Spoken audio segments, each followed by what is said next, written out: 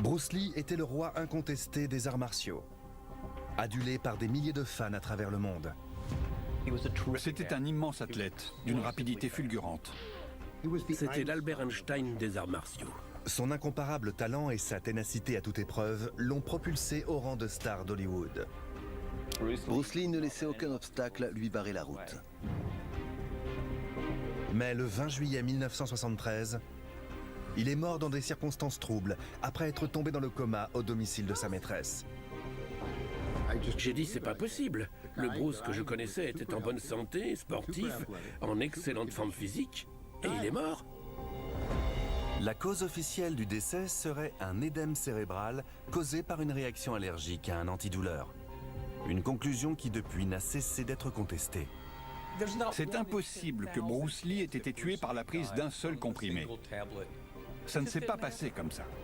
Et 43 ans plus tard, les controverses autour des circonstances de sa mort alimentent encore des théories du complot, affirmant qu'il aurait été empoisonné par un adversaire ou assassiné par la mafia hongkongaise. C'est l'une des morts les plus mystérieuses de tous les temps. Et le verdict officiel est loin d'avoir fait l'unanimité. J'ai obtenu un accès exclusif au rapport d'autopsie de Bruce Lee, ainsi qu'au rapport d'enquête sur sa mort.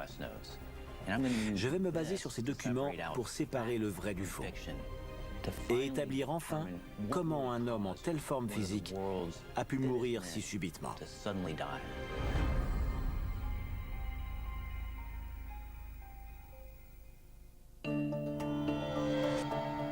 Le docteur Michael Hunter est un médecin légiste de renommée internationale. Il dirige l'unité de médecine légale de l'une des plus grandes villes des États-Unis. Il a pratiqué plus de 4000 autopsies permettant d'étudier et de définir les causes de la mort de nombreuses personnes. Le docteur qui a pratiqué l'autopsie de Bruce Lee a conclu que sa mort avait été provoquée par un gonflement du cerveau ou édème cérébral. D'après l'enquête qui a suivi le décès de l'acteur, l'édème a été déclenché par une réaction allergique à un antidouleur que l'acteur avait pris pour soulager un mal de crâne. Mais comment cet homme, qui se définissait lui-même comme le plus fort au monde, a-t-il pu succomber suite à la prise d'un simple antidouleur? En me basant sur ces rapports médicaux, je vais découvrir ce qui est arrivé à Bruce Lee dans les dernières heures de sa vie, et ainsi pouvoir déterminer les véritables causes de sa mort. 20 juillet 1973, midi et demi, Hong Kong. 11 heures avant la mort de Bruce Lee. Bruce est dans son bureau. Il travaille sur un scénario. Il vient de terminer son premier film hollywoodien, Opération Dragon, qui devrait bientôt sortir et faire de lui une star internationale. La femme de Bruce, Linda, sort retrouver une amie. Ils se sont mariés 9 ans plus tôt. Très vite, ils ont eu un fils, Brandon, suivi 4 ans plus tard par une fille, Shannon. C'est la dernière fois que Linda voit son époux vivant. À seulement 32 ans, Bruce Lee avait connu un succès fulgurant. Il n'avait fallu que 4 ans au professeur d'arts martiaux de Los Angeles pour devenir la plus grande star de films d'action. Bruce Lee était un rêveur. Il répétait « Je vais aller à Hollywood, je vais devenir une star ». À l'époque, on ne s'était pas rendu compte qu'il était déterminé à réaliser ce rêve. Mais cette ambition dévorante a épuisé Bruce, aussi bien mentalement que physiquement. Bruce Lee était dur avec lui-même. Il voulait atteindre l'excellence dans les arts martiaux, mais aussi dans la production, la promotion, la réalisation. De toute ma vie, je n'ai rencontré personne d'autre capable d'une telle concentration. Chaque jour, il gardait son objectif en tête dans l'unique but de pouvoir réaliser son rêve. Cette photo montre Bruce Lee 12 semaines avant sa mort. Il est d'une extrême maigreur. D'après son dossier médical, il ne pesait que 56 kilos au moment de sa mort. Mais je ne sais pas encore si cette perte de poids était due à son rythme de travail éreintant ou s'il existait des causes sous-jacentes plus graves. Bruce est né le 27 novembre 1940 à San Francisco, alors que ses parents étaient en tournée avec l'Opéra de Hong Kong. Les contacts de ses parents dans le milieu du cinéma lui ont permis de jouer dans pas moins de 20 films avant ses 18 ans. Bruce Lee était hyperactif, depuis toujours. Quand il était petit, on l'appelait la bougeotte, parce qu'il l'avait. Et ça a continué comme ça toute sa vie. Il était toujours en mouvement. Mais tout n'était pas joué d'avance pour le puissant roi du kung-fu. Il partait dans la vie avec de sacrés désavantages. Il était maigre, il avait une mauvaise vue, des problèmes de peau. À l'école, il avait été le souffre-douleur de ses camarades. On avait parfois l'impression qu'il boitait ou sautillait, mais en fait, il avait une jambe légèrement plus courte que l'autre. À 13 ans, Bruce Lee s'est fait tabasser dans une bagarre de rue. Il s'est alors tourné vers les arts martiaux pour apprendre à se défendre. Au cours des 10 années qui ont suivi, il a travaillé sans relâche. Puis, à 24 ans, il est repéré lors d'un tournoi d'arts martiaux aux États-Unis et invité à passer un bout d'essai. There was the finger jab, there was the punch, there was the back fist, and then low. Of course, then they use leg, straight at the groin, all come up. Sa maîtrise des arts martiaux et son charisme à l'écran lui ont permis de décrocher le rôle de Kato, valet et compagnon d'armes du Frelon Vert dans la série du même nom. Don't miss Bruce Lee in the Green Hornet. Mais la carrière de Bruce Lee ne décolle pas. La série Le Frelon Vert a été arrêtée et le rôle principal dans la série Kung Fu a été confié à un acteur blanc, David Carradine. Bruce pensait qu'il méritait ce rôle dans Kung Fu. Mais il ne l'a pas eu et ça a été un coup dur. Ça l'a détruit moralement. Mais le Dr Hunter a trouvé autre chose dans le dossier médical de Bruce Lee. Un élément qui pourrait expliquer pourquoi sa carrière était au point mort. Dans le dossier médical de Bruce Lee, je vois qu'en juin 1970, 3 ans avant sa mort, il avait souffert d'un glissement discal. Pour n'importe qui, une blessure de ce genre peut se révéler handicapante. Mais pour quelqu'un dont la carrière dépend de sa santé et de son activité physique, cela peut carrément avoir un impact sur toute sa vie. Poursuivant sa quête de la condition physique parfaite, Bruce s'entraînait sans relâche.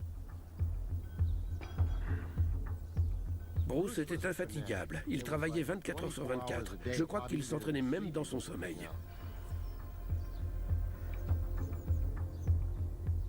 Bruce Lee faisait de la musculation, un exercice appelé Good Morning, qui consiste à se pencher et à se relever le dos droit en portant une charge très lourde.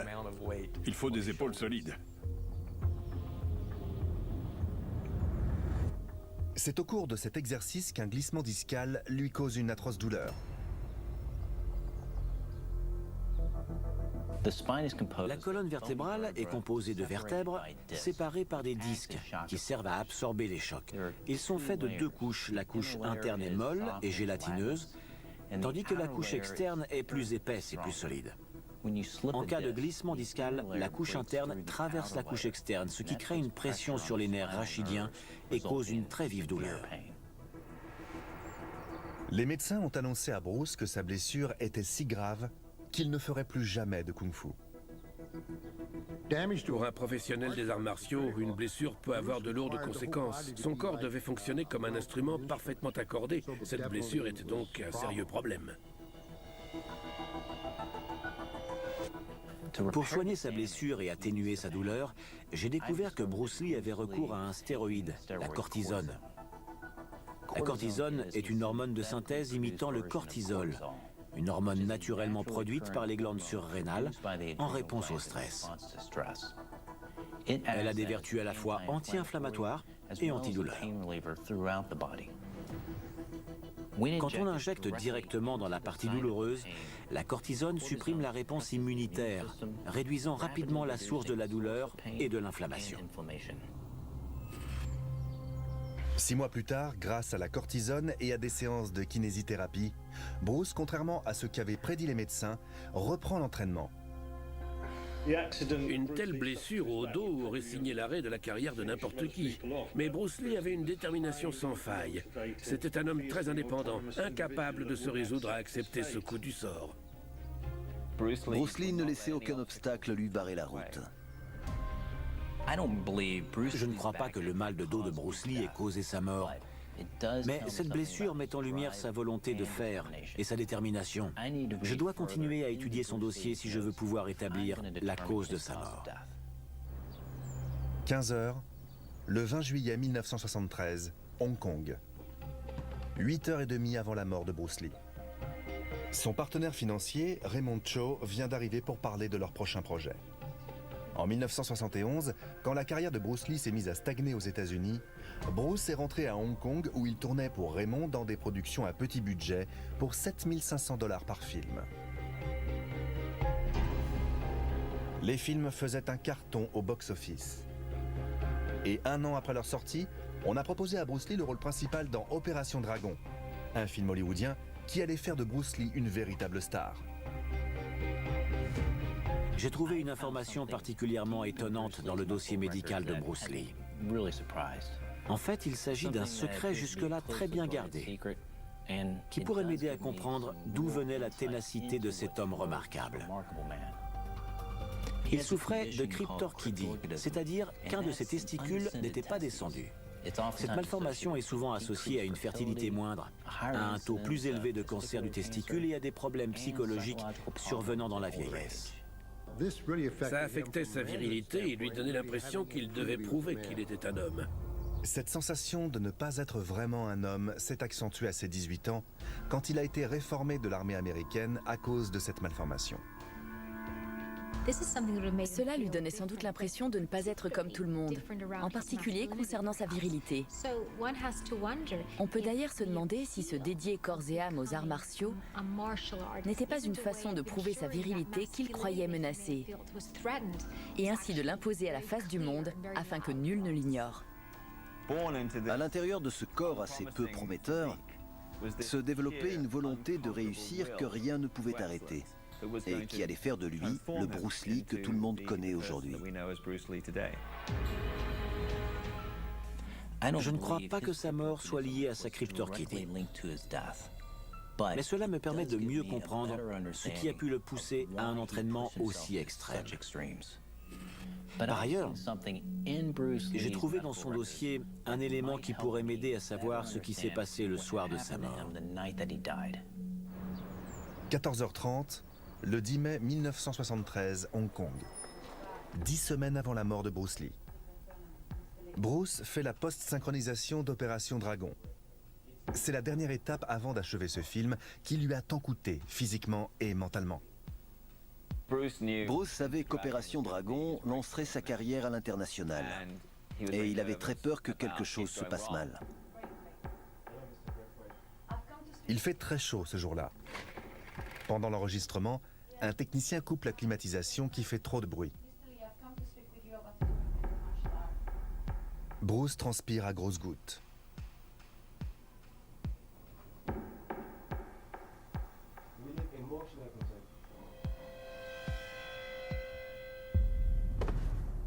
Tout à coup, Bruce s'effondre. Il semble faire une crise d'épilepsie. Le rapport indique qu'il est resté étendu au sol, tremblant et suant abondamment pendant plusieurs minutes. Bruce est évacué en urgence à l'hôpital le plus proche, qui n'est qu'à 3 km du studio. Les luttent pour le ranimer. Bruce présentait tous les symptômes de l'édème cérébral ou gonflement du cerveau. Les médecins lui ont administré du mannitol afin de réduire la pression intracrânienne. Ce médicament déshydrate le corps, ainsi les fluides sont évacués du cerveau et le gonflement se réduit peu à peu.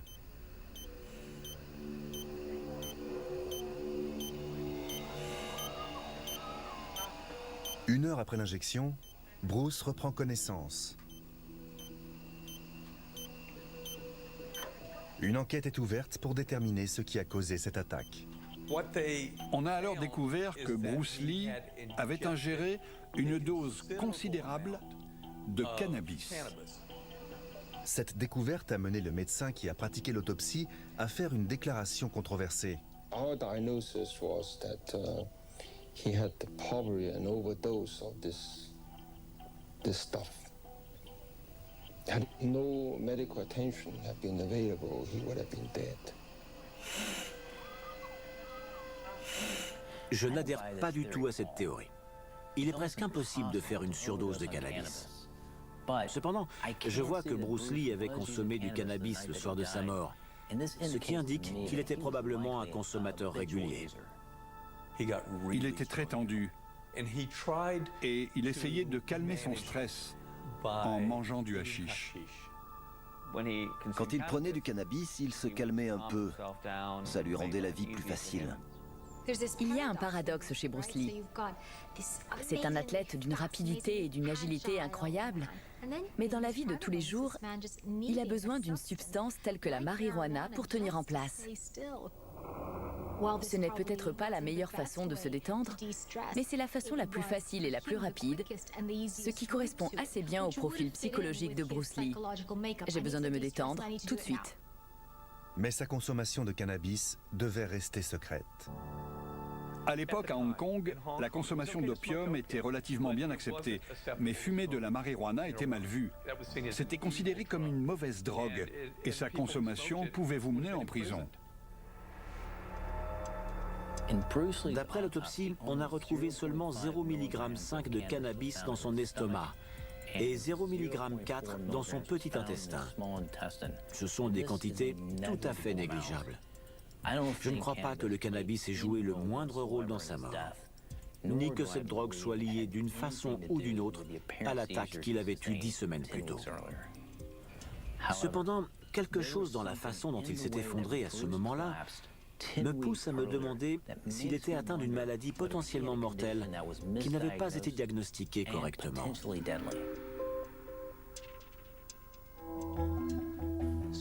La mort subite en épilepsie, aussi appelée SUDEP, a été reconnue officiellement en 2006.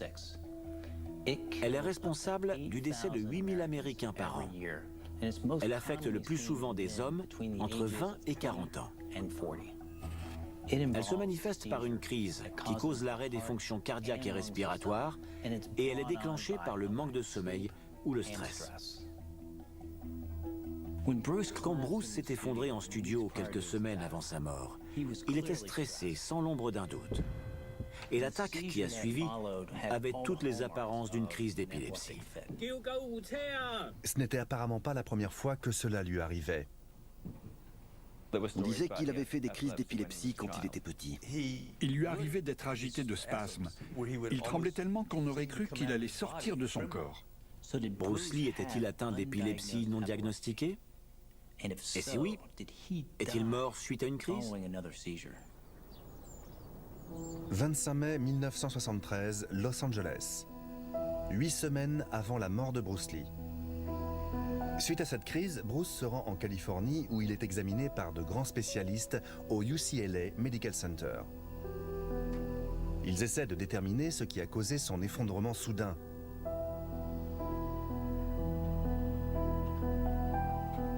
Après des examens poussés, les médecins établissent que Bruce souffre de troubles convulsifs non spécifiques. On considère qu'environ 10% de la population subira ce type de crise au cours de sa vie. Ces épisodes sont souvent liés à des problèmes de santé sous-jacents, comme un taux de glycémie trop bas, par exemple. Mais le plus important, c'est qu'il ne s'agit pas d'un diagnostic d'épilepsie. Selon son entourage proche, il n'était pas épileptique. Personne ne se souvient de l'avoir vu faire une crise d'épilepsie quand il tournait ses films, ni à l'école de Kung Fu. En fait, personne n'a jamais vu Bruce Lee faire une crise d'épilepsie à l'âge adulte. Linda Lee a toujours nié que son mari souffrait d'épilepsie. Pourtant, il y avait bien quelque chose, et ce depuis longtemps. S'il arrivait à Bruce de faire des attaques, le rapport d'enquête précise que personne ne l'a vu faire une crise d'épilepsie le soir de sa mort. Je vais donc écarter la mort subite en épilepsie et l'épilepsie, de façon générale, comme cause probable de sa mort. Mais je dois encore découvrir comment cet athlète de haut niveau, en excellente forme physique, a pu mourir si soudainement. 20 juillet 1973, 19h à Hong Kong. 4 heures avant la mort de Bruce Lee. Bruce et son associé, Raymond Cho, sont chez l'actrice Betty Ting Pei. Ils relisent le script de leur prochain film, Le Jeu de la mort, dans lequel Betty donnera la réplique à Bruce Lee. Bruce et Betty avaient une liaison ou une relation, appelez ça comme vous voulez. Mais ils n'étaient pas simplement amis. Tandis qu'il avance sur le script avec Raymond et Betty, Bruce se plaint de ne pas se sentir bien et d'être fatigué. Il boit 2 canettes de soda, mais son état ne s'améliore pas.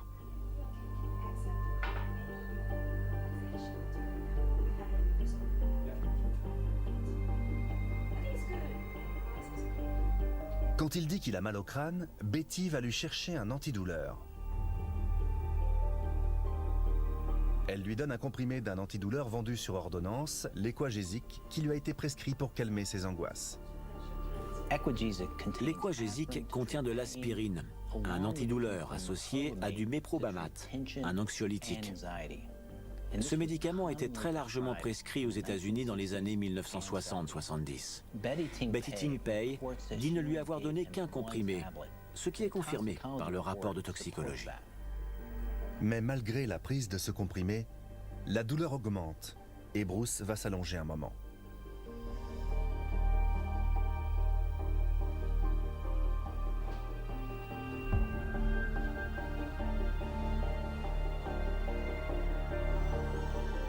Bruce semble endormi et Raymond Cho va rejoindre George Lazenby au restaurant. Il veut convaincre l'acteur qui a incarné James Bond de jouer dans leur film. 20h15, 3 heures avant la mort de Bruce Lee. Betty tente de réveiller Bruce, mais sans succès. Elle appelle Raymond Cho, qui est encore au restaurant, pour l'avertir qu'elle ne parvient pas à réveiller Bruce. Elle ajoute qu'elle réessaiera dans une demi-heure. Vers 21h, Betty tente à nouveau de le réveiller. Mais toujours en vain. Betty m'a raconté qu'elle avait pris peur en voyant que Bruce ne réagissait pas. Elle ne savait pas quoi faire. Elle a attendu un bon moment avant de contacter qui que ce soit. Elle avait tellement peur du scandale qui risquait d'éclater si on trouvait Bruce Lee inconscient chez elle, qu'au lieu d'appeler immédiatement une ambulance, elle a appelé Raymond. Il est 21h30, 2 heures avant la mort de Bruce Lee. Raymond Cho revient chez Betty. Comme lui non plus ne parvient pas à réveiller Bruce, il appelle le médecin de Betty. On pouvait compter sur la discrétion du médecin de Betty. Ce dernier est arrivé chez elle et lui non plus n'a pas pu réveiller Bruce. Dans le dossier médical, je lis que le médecin qui a examiné Bruce Lee à ce moment-là a déclaré qu'il était dans un coma profond dont on ne pouvait le réveiller. Son pouls n'était pas perceptible et le patient ne semblait pas non plus respirer. Pour la 2e fois en 2 mois, Bruce est conduit d'urgence à l'hôpital. Le médecin fait alors un choix crucial. Il fait transporter Bruce au Queen Elizabeth Hospital plutôt qu'au Baptist Hospital où il avait été soigné après sa première crise. À 22h15, 1 heure avant sa mort, Bruce Lee est admis en urgence en salle d'opération.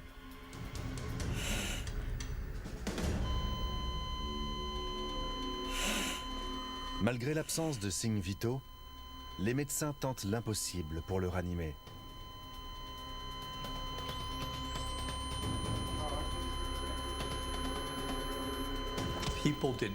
Aucun médecin ne voulait que l'acteur le plus célèbre de Hong Kong décède dans son hôpital sous sa responsabilité. On lui a donc prodigué des soins intensifs. On lui injecte de l'adrénaline directement dans le cœur. Mais cela n'a aucun effet.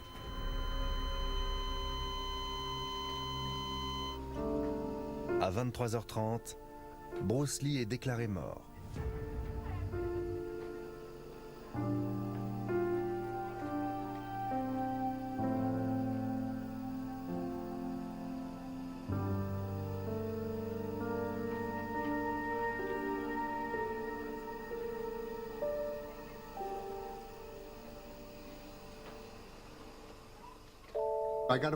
J'ai reçu un coup de fil. On m'a dit, t'es au courant, Bruce Lee est mort. J'ai dit, c'est pas possible. Le Bruce que je connaissais était en bonne santé, sportif, en excellente forme physique. Et il est mort. Ça m'a vraiment fait un choc.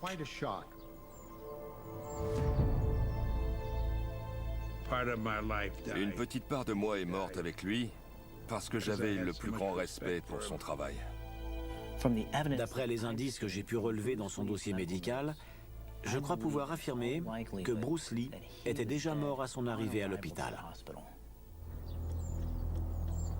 Afin d'éviter un scandale, il a été annoncé au public que Bruce Lee s'était éteint chez lui dans son jardin. Puis, la véritable histoire a fait surface, déclenchant une tempête médiatique. C'était du jamais vu. La nouvelle s'est allée en une de toute la presse de Hong Kong, sérieuse ou à scandale.